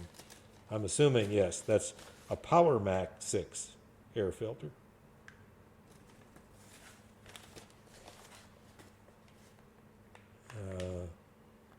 I don't think that's a McCulloch part, frankly, because that's not a McCulloch part number, and it says Gilson on it. Oh, okay. So Hopefully, this doesn't spur a Gilson tractor obsession for you. Yeah. Well, at first I thought maybe that was an old broken Gilson belt, but it actually looks like his shoe fell apart and he just threw the pieces left over into the box. There's an interesting seal. You find a lot of those in the old McCulloch saws.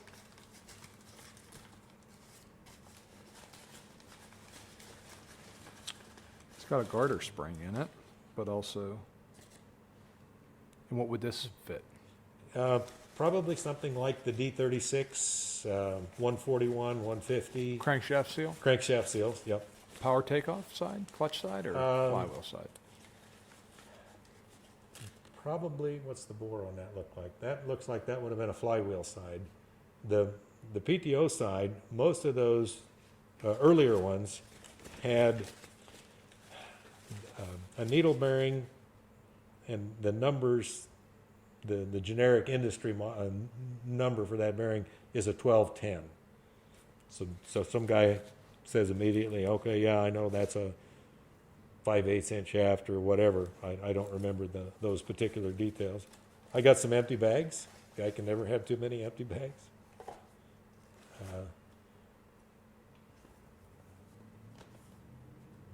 Well, I'll never own one, but I now have a piece of literature on a timberjack skidder.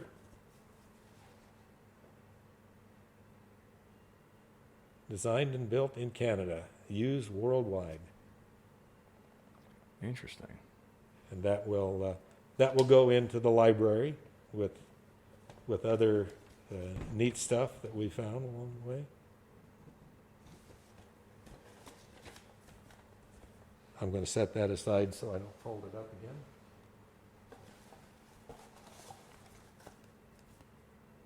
Conway McCulloch Incorporated So on Shannon Boulevard in Pittsburgh, Pennsylvania. that was the distributor, I believe, for McCulloch in that area. And, you know, I will not throw this away. This will, No, that looks pretty neat. it will get put into a sheet protector and delivered, or put into one of the memorabilia books.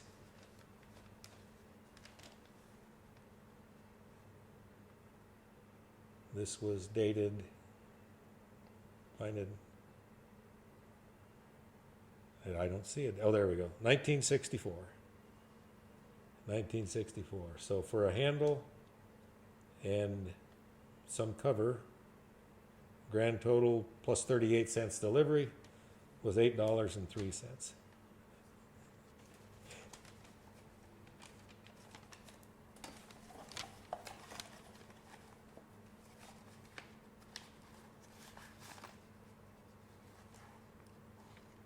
There's some more Incredible. McCulloch Master Links. I guess if anybody's watching and they need some McCulloch branded Master Links for your chain, now you know where to go. And I just see floating around in the bottom of the box here, the little disc Little phenolic disc. check valve that would be used on 10 series, and the early 600s use the same thing.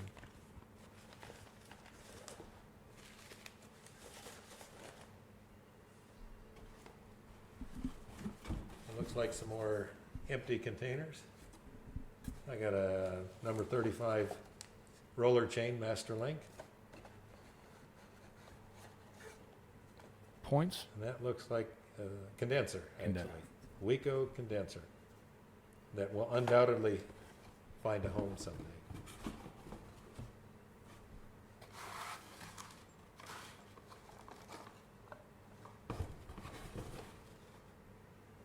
So we'll have some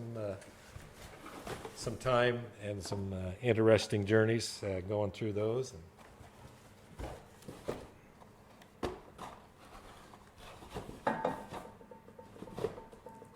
I'm going to put that with the literature.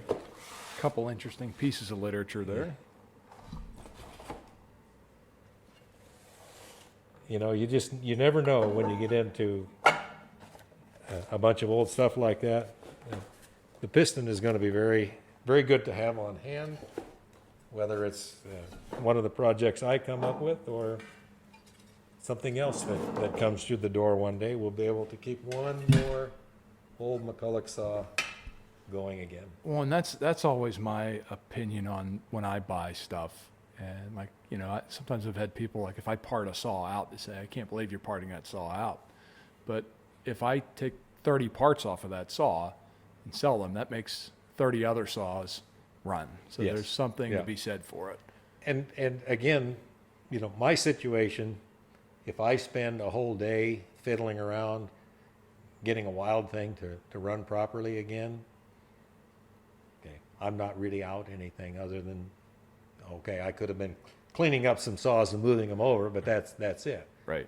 If you lose a whole day messing around with a project like that, that comes right out of your pocketbook. You know, Right, right. That's hard to do. Right.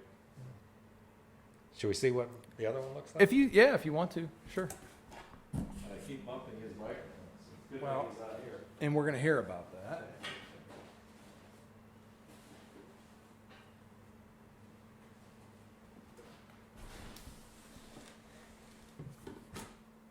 There's another. Maybe what we could do is we'll take it and move it up here. Okay. And then we could take the parts and set them over there. Would you rather do that? That- That'll lower the bump ratio. Yeah. So this is another fuel tank bottom out of one of the Super Series saws, but this is different from the last one because it doesn't have that fuel tank vent. So this would have been a later one, and I'm not sure. Okay. I don't think that's not the, I think that fuel filter wick is maybe from like a D44 or that 44 series. It doesn't fit this one, but this one would have had a similar felt wick in the bottom of the fuel tank, and then the pickup has to go through that little opening and then to the fuel line and Yeah, this was an interesting take in that time on a fuel filter. Look at all the surface area that you have. Now everything's just packed into a little. yeah. Well, the other thing, this would be genuine wool felt, okay? So it will absorb water. Oh, okay. So there's one of the old McCulloch advertisements, and the guy's standing there pouring a bottle of soda and a handful of sawdust chips into the fuel tank, saying, "Don't try this with your saw, because this fuel, this felt wick fuel filter would absorb that moisture and allow the saw to continue to run. And again, with all that surface area, yeah, a handful of chips is not going to stop it." That's the spark plug wire from one of the earlier 10 series saws that used that 5 millimeter plug wire, and it has the sheath to go over it. On the earlier ones, like this, the spark plug wire was tucked in behind that shroud against the cylinder fins and was kind of interior to the shroud. On the later saws, the spark plug wire came out of the housing and was run around the backside of the saw. And that looks like a piece of tape. This looks like a good bit of fun here.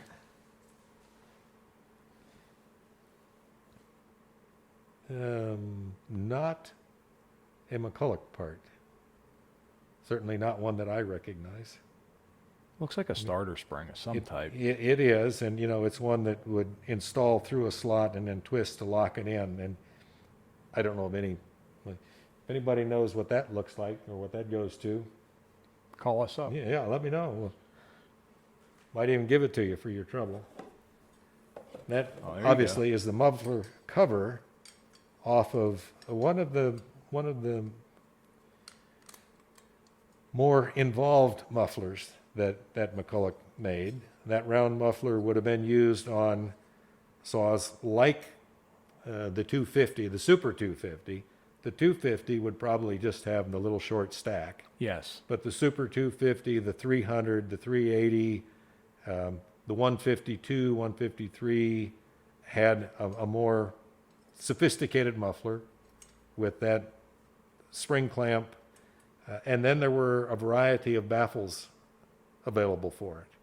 Some were primarily sound reduction or not, and some were a spark arrestor screen.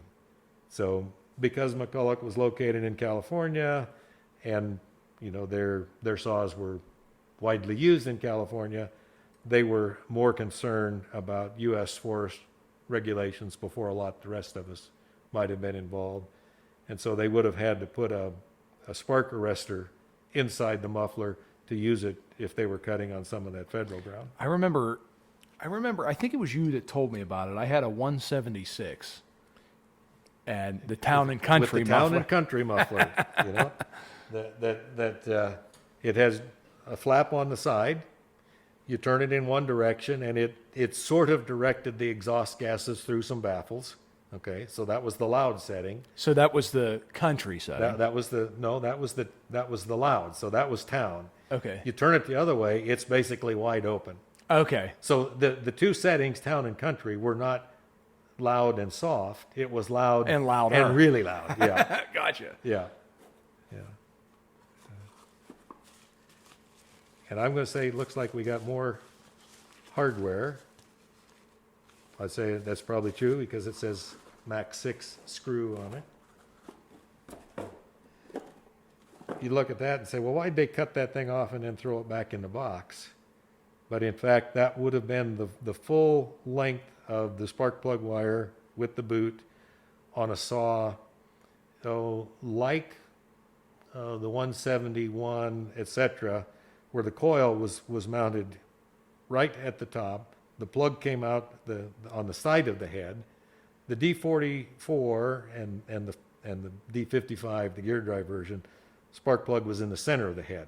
So those would have had a longer plug wire to reach around. And the 44s and the 55s had a removable head on them. Yes. Too. Yes. And then I think a lot of the later models, they stopped doing that. That's Am I correct. Yeah. And I don't know, I don't know where they drew the line or when or why. I know that. So when you talk about getting cylinders re-chromed, I know that there's some. So U.S. Chrome will do a blind bore cylinder, Yes. but I believe Millennium will not. They'll only do a removable head, and I think that there's something, with the machining process. Why? I don't know. Maybe if there was some changes in tooling where they were able to, but they weren't chrome plating cylinders back then at all. No, they were Just a cast iron sleeve, bore. and boy, those things were hard. Yeah. And pretty durable.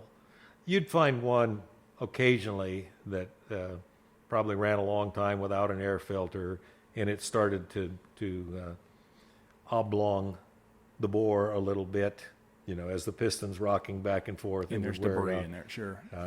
But generally, if you had one with a steel sleeve, or they called them steel or cast iron bore, you could just hone it a little bit to kind of take the glaze out, just give it enough texture that the next set of rings could seat, and you go in and you're good. Yeah. Yeah.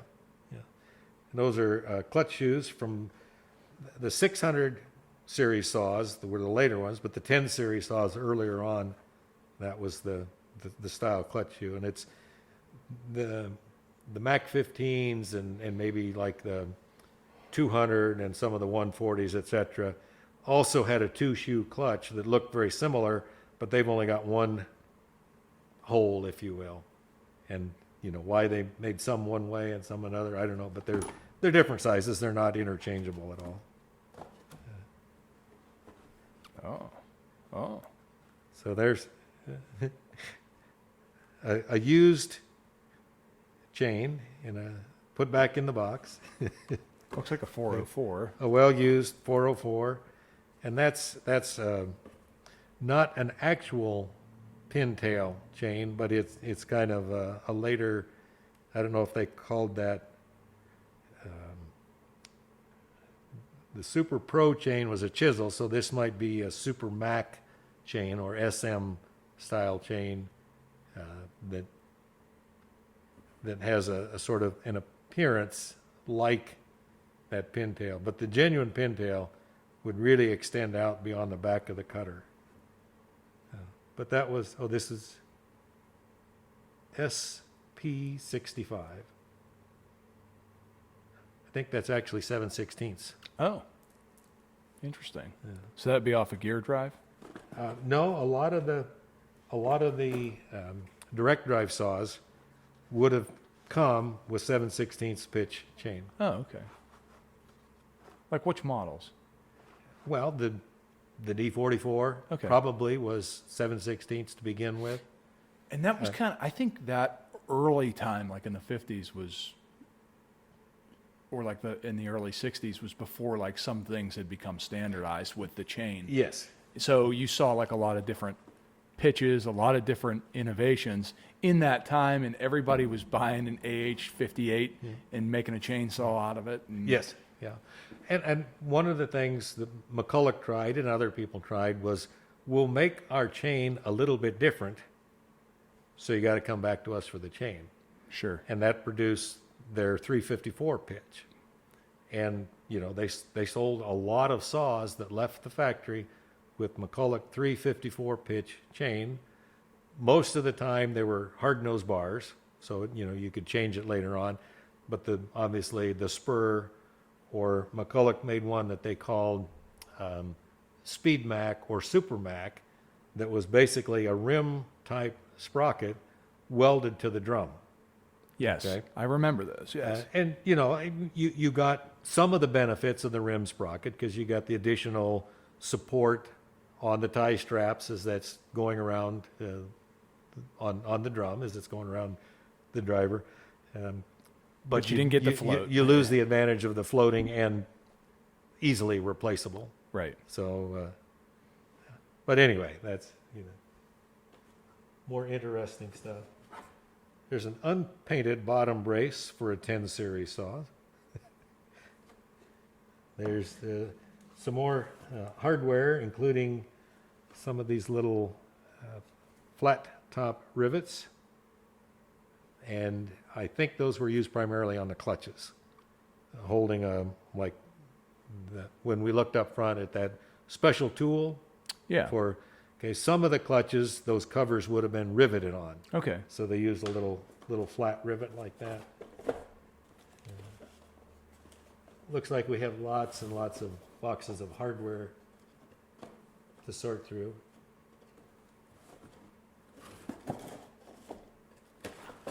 Oop, there's boxes starting. More chain parts there. More chain parts. Now there is a true pintail. Oh, okay. Right. And I don't know if you can get the camera to focus on that.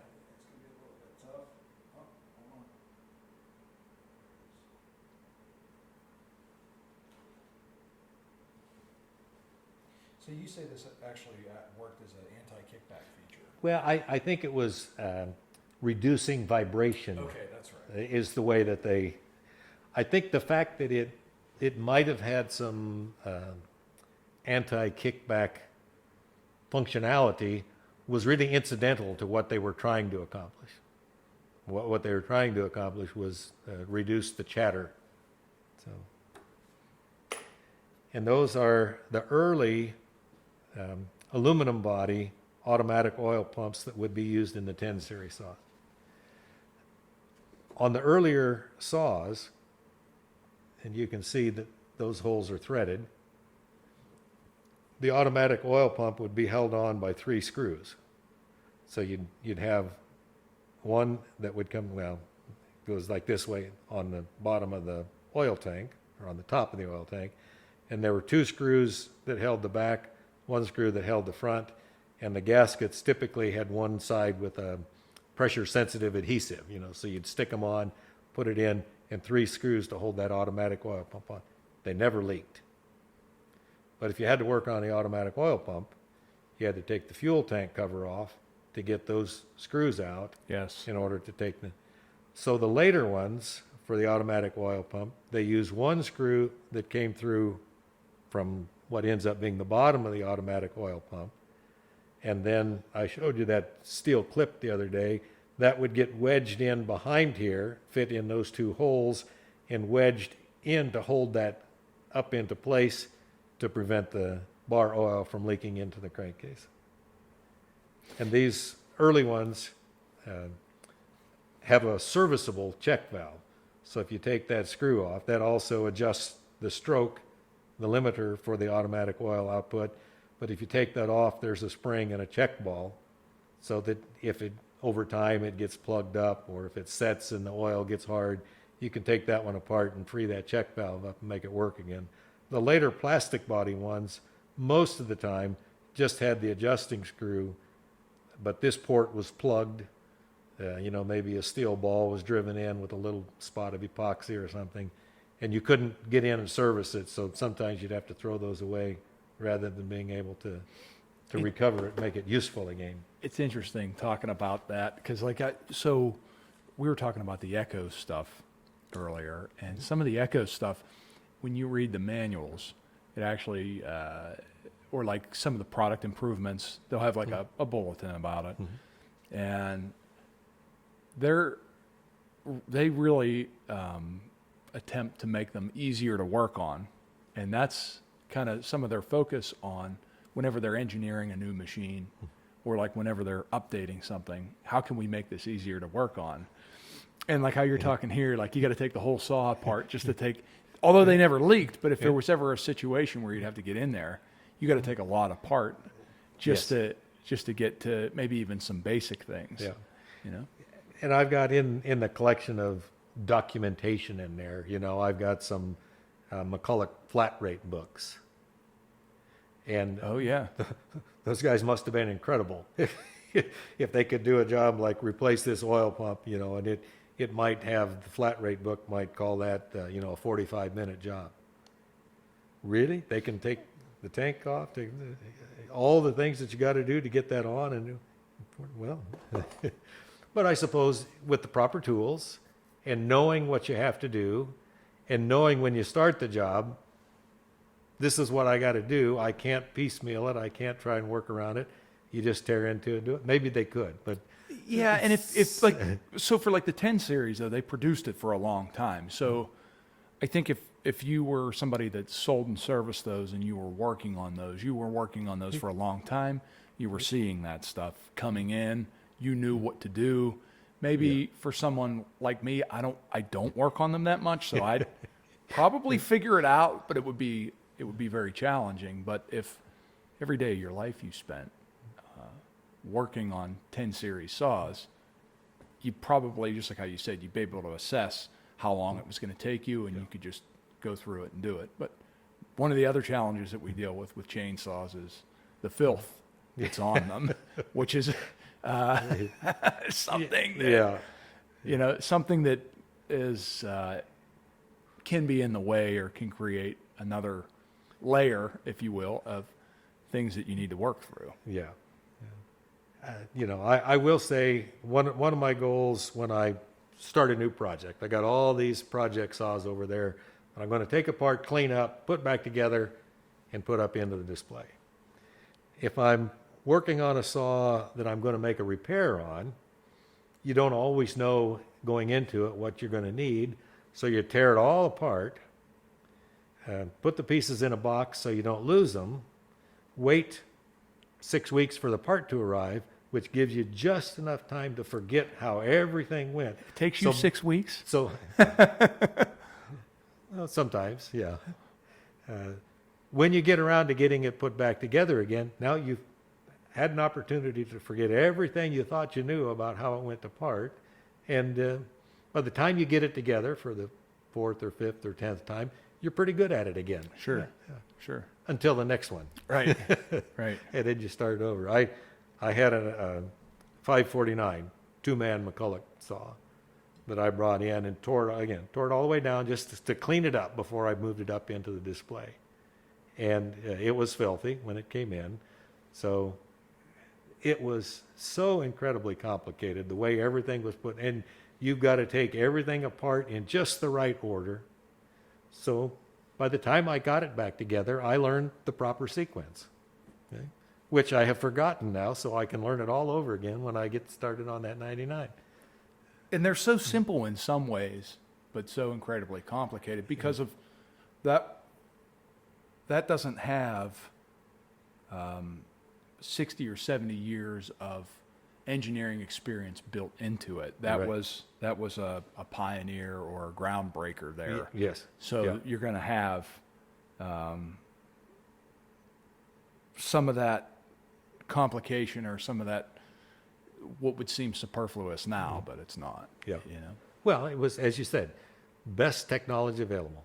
Yes. That's what they knew. That's what they could come up with. That's how they solved the problem. And yeah, I mean, you couldn't just throw it into a computer and model it. Mm-hmm. Then, like, they had to do, I don't know how they tested or how they knew how things would work. I don't know, just a best guess. And we're going to try that, or how it worked. Even machining, like, screws. I mean, if you're making screws, that had to all be something that was analog. You know, there was no computer there. It was just no CNC machine. No, you know, every part on that was, you know, had the human element involved in it in manufacturing it. Well, and then when McCulloch, became proficient at manufacturing, and they were very good about, I think, designing with some forethought. Because if you look at a D44 that was produced in 1959, and you look at a Super Pro 125 that was produced in 1974, you discover that things that were built into the 44 still apply on the Super Pro 125 25 years later. Yeah, I mean, there was certainly some things that they got right out of the gate, and then there were certainly some things that they saw that, well, maybe we can improve here. Yeah. One of the things on the D44 and the Super 44 that I always thought was great was where the points were at, because they could see that points were going to need some type of maintenance. Yes. So they have the cover, and there's a cam that runs them, and you could just clean the points Yep. just by taking 2 screws out, as opposed to taking the whole flywheel and everything Yep. apart. Yep. And that was one of the selling features that they promoted on the BP1. The points are actually on the back side of the starter. And there's a simple cover on there that are often broken or lost, but there's a simple cover on there that you pop off, and there's the points right there where you can get at them. On behind the starter. Yeah, on the back of the starter. Interesting. Never saw that. So there's a shaft that goes through the starter, and then a little dog, if you will, that fits onto the flywheel that drives it. Oh, okay. And then there's a cam for the points. Yeah. And they weren't afraid to try things. No. They weren't afraid to try things. If you ever got into any of their equipment, they Yeah. definitely tried new things, and they had their own take on things. Yes. Yeah. And some of the things, they probably held on to for too long. They should have said, okay, we tried that didn't work, and go away from it. On the other hand, the BP1 would just, for example, very short run. It was only like 9 months in production before they went through the recall or whatever it was. But there's probably more service bulletins written on the BP1 and changes that were made during that production run than on any other single model. And the design changed fairly dramatically, even in that short period of time. And then they just quit manufacturing. And then they said, well, that's not going to work, so we just quit. Yeah. Yeah. But they tried it. But they They tried. did. And Yeah. it's kind of legendary in its own way today Sure. because of it. Sure. So And frankly, if you have one that runs, they run well. They still work. All the principles certainly apply, and they do work well. sure. Sure. Well, it looks like we've got more hardware that will give me again. I said some hours of amusement going through everything.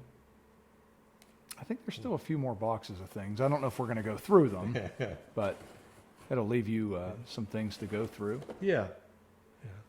Well, it was. Each one of these are kind of, a Schrodinger box. Yeah. What's inside? Well, we'll never know till we get it opened up. Right. Okay. I don't know what else we're going to talk about. I think we're going to wrap it up here. I think we covered a lot of interesting things here. Well, everybody else is bored to death. They've gone to sleep a long time ago. Right. Yeah, Well, I we're think we'll have to still chop having the whole video up into 10-minute sections and just keep posting it, and then keep people wrapped in. But hey, Mark, I really appreciate you spending the time with us and allowing us to come out here and just see your place and kind of experience this together. And I think we'll be able to remember this for a long time. Well, what an effort you've made, and I thank you for it. So, hey, I enjoy it. And if anybody else wants to come, I do recommend to call or send a message first to make sure I'm going to be around. But I'd love for anybody to come, and we'll spend as much time as you got. Yeah, and I think it's a worthwhile trip. I mean, we traveled from Pennsylvania. Obviously, we have some other things going on here. With making a video and stuff. But I think that, say I just wanted to come out and meet you meet you in person, regardless of the video, and, this whole scenario this production, I guess, that we've created here, it'd be a worthwhile venture, just to come and meet you and see your museum. And I'm sure as time goes on, things will change up there too, and you'll see some progress. And I certainly hope so. I hope at some point. You know, I had, in the back of my mind, I had this notion about a different kind of get-together. And that is put it out there and invite everybody to come for a day or, you know, spend a night and spend a couple of days and bring your cleaning rags and your tool kit, and we'll set up some workbenches and everybody can get a project saw or two, take them apart and clean them up, and we'll get them moved up into the display. I think that's a good call out. I think you could have that place filled up in a day. Well, you know, if you had a handful of guys up here. You know? I'll tell you what, there's a lot of saws that need a lot of cleaning before they'll go up there, but And there might be a saw that you've never got to have your hands on that you could really get in depth with if you'd like. So cool. So I appreciate everything, Mark. well, thank you for the effort. Thank you for the parts, and you know, I should point out you brought me 3 new flywheel covers for the 200. I'm trying to think what they would call those models, but the large frame non-super series saws. Yeah, those came. I had those above my old shop in my old garage before. You know, I had bought them from a dealer that was going out of business in like northwestern Pennsylvania. Totally ended upon him by accident. I had just gone hiking with the guy that's my business partner, Brandon. We had gone hiking that day. Ended up going somewhere where we didn't plan. And on the way back, we just had to drop a couple packages off at a post office. So we just stop on the way and pull into the parking lot of the post office. And slightly down over the hill towards the river was a shop, and it said like small engines or something on it. So I went down, obviously, went down and had to just say, hey, do you got anything? He showed me a tour of his shop. He had an interesting little shop, but he told me about this other gentleman that was in the area that was retiring and closing up. And I thought, okay, you know, like I wasn't interested in that. I had hiked 10 miles that day. I was like, I'm just going to go home. Then we started up the road, and I said, well, I'm just going to go in there and check this place out. And frankly, that the parts that I bought there has kind of were one of the jumping off points for us to kind of be doing what we're doing now. So it was a interesting series of events that caused us, it all by accident, Yes. to end up there. Yep. And then, yeah, that's some of the remnants of that. So We have a visitor.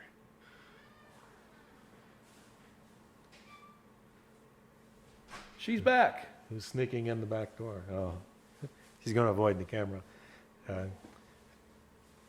On a business trip, trekking across Australia, it was a warm afternoon. We were thirsty, looking for a place to stop and get a drink. And the only place out there had chainsaw signs on the outside of the building. We ended up spending a couple of hours because the guy he was a steel dealer. He had a collection of beautiful old vintage saws. It was, as you say, you just happen on these things and you never know. Right. Interesting. So, all right, I think we'll leave it at that because we're going to continue talking anyways. We're just going to do it off camera. Yeah. We won't. The ones that haven't died from boredom yet, there's still hope. You might make it. You might survive.